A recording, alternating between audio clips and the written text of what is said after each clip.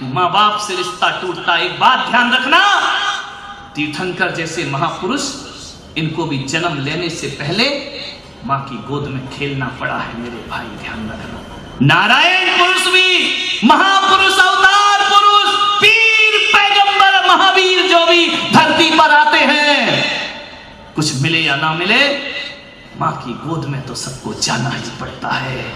एक बात याद रखना, एक माँ ही है हमें जो जन्नत से उतार के धरती पर लाती है। मान्यवर, राम को भी माँ की गोद में खेलना पड़ा, कृष्ण को भी माँ की गोद में खेलना पड़ा, महावीर को भी माँ की गोद में खेलना पड़ा, मोहम्मद पैगंबर को भी माँ की गोद में। माँ की गोद को छोड़ के कैसे जीवन जियोगे? लोग कहते हैं कि भगवान, जैन दर्शन कहता है कि जब तीर्थंकर मोक्ष जाते हैं तो सबसे नाता तोड़ लेते हैं, लेकिन मैं पुलक सागर ऐसा नहीं मानता।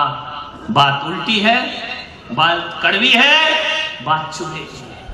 तीर्थंकर सबसे नाता तोड़ सकते हैं, कर्मों से नाता तोड़ सकते हैं, संसार से नाता तोड़ सकते हैं, दुनिया से नाता तोड़ सकते हैं, लेकिन कोई भी महापुरुष ऐसा नहीं हुआ, भले वो भगवान बन जाए, लेकिन माँ बाप से नाता कोई नहीं तोड़ सकता है। ध्यान रखिए, ना घर में रहकर, ना सन्यासी बनकर माँ बाप का नाम कोई नहीं भुला सकता है।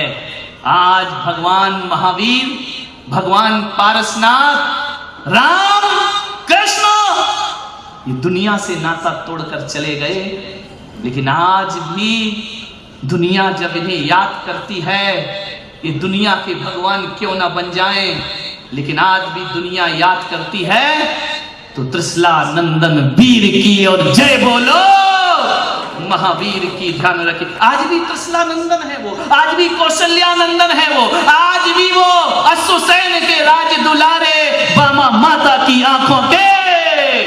माँ बाप हमारी पहचान है, हमारा इतिहास है। एक बात बताओ, जायज औलाद कौन है? जिसके माँ बाप का नाम हुआ करता है। और नाजायज औलाद कौन होती है?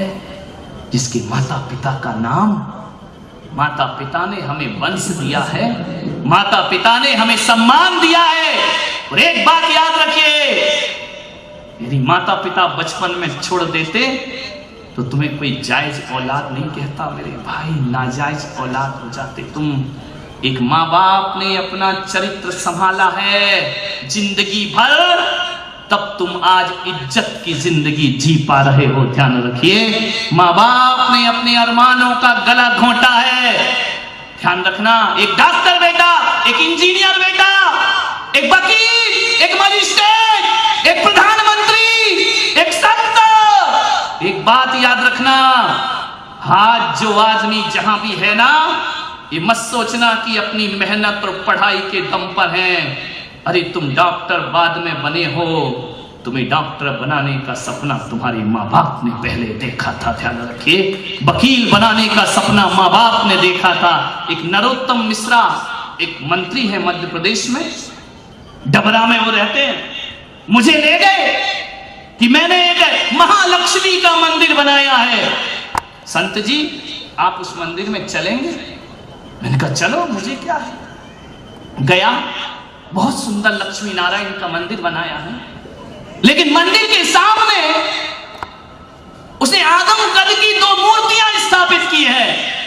मंदिर के सामने उसके माता पिता की मूर्ति। मैंने नरोत्तम मिश्रा से कहा कि क्या है? तो उन्होंने कहा ये हमारे माता पिता है। मैंने कहा इनकी मूर्ति क्यों बनाई है? बोले आज मैं जो कुछ भी हूं अपने माँ बाप की बदौलत हो गया। हकीकत में कहूं तो दुनिया के लिए लक्ष्मी नारायण अंदर बैठे हैं, मेरे लक्ष्मी नारायण तो मेरे माँ बाप हुआ करते हैं। ध्यान रखिए, अरे कहीं भी दान लिखाओ ना तो अपने नाम से दान मत लिखाना। असली औलाद हो तो माँ बाप के नाम से दान लिखाना चाहिए। ध्यान रखिए, कुछ भी करो माँ बाप को बनाओ, माँ बाप को रखो हर जगह। एक बेटा पढ़ लिख के बाहर चला गया, बस अपनी बात समाप्त करता हूं, पढ़ लिख के बाहर गया बेटा, उसने एक बहुत बड़ा शोरूम खोला, उद्घाटन था उसका। उस बेटे ने अपने पिता को मेरे शोरूम का उद्घाटन होना है, आप आओ। पिता गया, शहर की बड़ी बड़ी हस्तियां उसके उद्घाटन में पहुंची, नामी ग्रामी लोग उद्घाटन में पहुंचे। बेटा, बाप भी वहीं खड़ा। उस बाप का सीना गर्व से फूल गया। उसने कहा, मेरे बेटे ने मेरी मेहनत सार्थक कर दी। उसने बेटे से पूछा कार्यक्रम के बाद कि बच्चे, ये तो बता, दुनिया में सबसे ज्यादा ताकतवर कौन है? उस बच्चे ने कहा, पिताजी, सबसे ज्यादा ताकतवर मैं हूं। मैंने देखो कितना बड़ा शोरूम बनाया है। पिता की नजरें झुक गई। ये बेटा कह रहा है, मैंने तो ऐसे संस्कार नहीं दिए। ये कह रहा कि सबसे ताकतवर मैं हूं। बेटे, बाप ने कहा तो मैं चलूं? जाओ पिताजी। फिर लौट के आया बाप। उसका, बेटा एक बात सच बता, दुनिया में सबसे ज्यादा ताकतवर कौन है? कुछ और उत्तर की अपेक्षा थी बाप को। उसने कहा, पिताजी, सबसे ज्यादा ताकतवर मैं हूं। तू है? तुझे अहंकार आ गया? नहीं पिताजी, मैं बहुत ताकतवर हूं।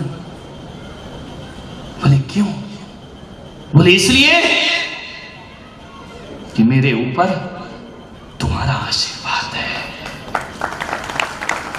और जिसके ऊपर तुम्हारे जैसे पिता का आशीर्वाद होगा, उससे बड़ा ताकतवर दुनिया में कोई और नहीं हुआ करता है। आप सबसे बड़े ताकतवर हैं।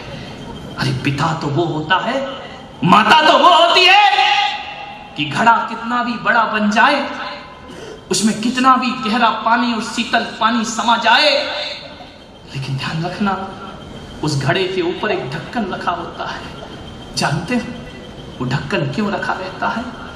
कि उस घड़े के अंदर कोई गंदगी ना चली जाए, उस घड़े के अंदर कोई कचरा ना चला जाए, उस घड़े के अंदर कोई बुरी चीज ना चली जाए। तो बेटा कितना भी बड़ा हो जाए, माँ बाप तो घड़े के ऊपर रखे हुए ढक्कन के समान होते हैं, जो अपने बच्चे के अंदर बुराइयों का प्रवेश नहीं कराने दिया करते हैं। और एक बात याद रखना, पनिहार इन घड़े को अपने सिर पर रखती है, लेकिन घड़े का भी समर्पण होता है। वो एक छोटे से ढक्कन को अपने सिर पर रख करके घुमा करता है, ध्यान रखिए। और जब तक घड़े के सिर पर ढक्कन है, तब तक पानी गंदा नहीं हो सकता, और जब तक माँ बाप हमारे पास हैं, हमारा जीवन गंदा नहीं हो सकता। मेरे भाई, उसने कहा, मैं अभागा हूं, तुझसे पैदा हुआ, मुझ में क्या कमी है बेटा? तू सुंदर नहीं है, तू खूबसूरत नहीं है, तू देखने में अच्छी नहीं लगती है, और इतनी बदसूरत है तू। एक तो तेरा रंग काला है, तू असभ्य है, तू गांव की रहने वाली है, तुझे बोलना भी नहीं आता है, कैसे बात करते हैं। और एक सबसे जो कमी रही तेरे जीवन की, वो मुझे खटकती रही कि तू एक आंख से कानी है, तेरी आंख नहीं है। नादान औलाद, हमारा देश तो वो देश है जिस देश में हम लोग रहते हैं, यहाँ माँ की सुंदरता नहीं, माँ की ममता देखी जाती है, माँ का प्यार देखा जाता है। और मैं तो कहता हूँ, माँ के प्यार से बड़ी सुंदरता दुनिया में कोई दूसरी। कैसा कहता है एक बेटा की मुझे शर्म आती है तुम्हारी शक्ल सूरत देखने में। मेरे भाई, हम तो उस देश के लोग जहां पर नदियों को माँ कह के बुलाते हैं, हम तो उस देश के लोग जहां गाय को माँ कह करके बुलाया जाता है, हम उस देश के लोग हैं जो हमें अनाज देती है, उस धरती को धरती माता कह करके बुलाया करते हैं, और जो हमें पानी पिलाती है, उस नदी को गंगा मैया कह करके हम बुला लिया करते हैं। मान्यवर ध्यान रखिए, और जो हमारे कल्याण में कारण बनती है, अरे कागज पर लिखी इबारत को हम लोग जिनवाणी माता कह करके बुलाया करते हैं। क्या सुंदरता देखना माँ की। माँ सुंदर नहीं है, माँ को बोलना नहीं आता। अरे नादान, तुझे बोलना इस माँ ने सिखाया था। अरे जब बच्चा बड़ा होकर माँ को चुप करता है ना, तो ऐसा लगता है इसकी जुबान गल के गिर जाना चाहिए, जिस माँ ने बोलना सिखाया उसको चुप कहा करते हो, ध्यान रखिए। उस माँ ने कहा बेटा कोई बात नहीं, समय बीता, वक्त बीता, आज ये हालात है घरों में। एक लड़का ऑफिस से आता है, दफ्तर से आता है, दुकान से आता है, सीधा आता है अपने कमरे में चला जाता है, टीवी देखने बैठ जाता है। आज घर में सब कुछ दिखता है। आज मैं तुम्हारे घरों में जाता हूं, 70% ऐसे घर हैं जिस घर में नौकर होते हैं, चाकर होते हैं, पत्नी होती है, बच्चे होते हैं, लेकिन उस घर में मां नहीं होती है। ध्यान रखिए। मैं पूछता हूं कि मां कहां है? एक आदमी के घर में आहार करने को गया, क्या देखा मैंने? 5 मंजिल का मकान, उस 5 मंजिल के मकान में 20 कमरे। मैंने उस आदमी से पूछा, मेरे भाई कितने लोग रहते हैं इसमें? वो इतना होशियार आदमी, उसने मेरा आहार 5वीं मंजिल पे कराया। 20 कमरे कहां चढ़ाया? 5वीं माला पे। मैंने कहा भाई तो इतने ऊपर लेके क्यों आया? आहार भोजन तो नीचे भी हो सकता था ना। बोले नहीं महाराज, यदि आप नीचे आहार करते तो मेरा घर कैसे देखते? धक तेरे की आदमी। मैंने कहा जो तू घर मुझे दिखा रहा है, इन घरों को संत लात मार के आता है, ध्यान रखिए, तब जाकर वो संत हुआ करता है, सन्यासी हुआ करता है। मैंने कहा एक बात बता, ये घर नहीं लगता मुझे, बता तेरी माँ कहाँ है? उसने नजरें झुकाई, बोली इसी गांव में है, छोटे भाई के साथ रहती है। मैंने कहा तेरे साथ क्यों नहीं रहती है? बोली मेरी पत्नी से उसका बनता नहीं है। विचार करिए आप, 20 कमरे। मैंने कहा कौन कौन हो तुम घर में? बोले हम 2, हमारा। तुमको कैसे मालूम 2? हम 2, हमारा 1। ध्यान रखो 2 नहीं है। मैंने कहा 3 लोग और 20 कमरे, क्या काम आते हैं ये? बोले जरूरत तो हमें कुछ नहीं है, लेकिन जब से पड़ोसी की 4 मंजिल की बिल्डिंग बनी है ना, तब से सीने में आग लगी थी कि हम 5 मंजिल की बना करके देख। विचार करिए। मैंने कहा तेरे घर में मां नहीं है? बोले नहीं, बनती नहीं है मेरी मां से। मैंने कहा तेरी मां से नहीं बनती हो, पत्नी से? बोले वो अर्धांगिनी है, आधा। मैंने कहा एक काम कर, तू ड्रेसिंग टेबल के सामने जा और वहां देख पत्नी अर्धांगिनी कैसे है। पैर के नाखून से लेकर सिर तक देखना, इस शरीर के निर्माण में पत्नी का क्या सहयोग है। जाके देखना आज घरों में जिनकी शादी हो गई है, जाके देखना इस शरीर के निर्माण में पत्नी का क्या योगदान है।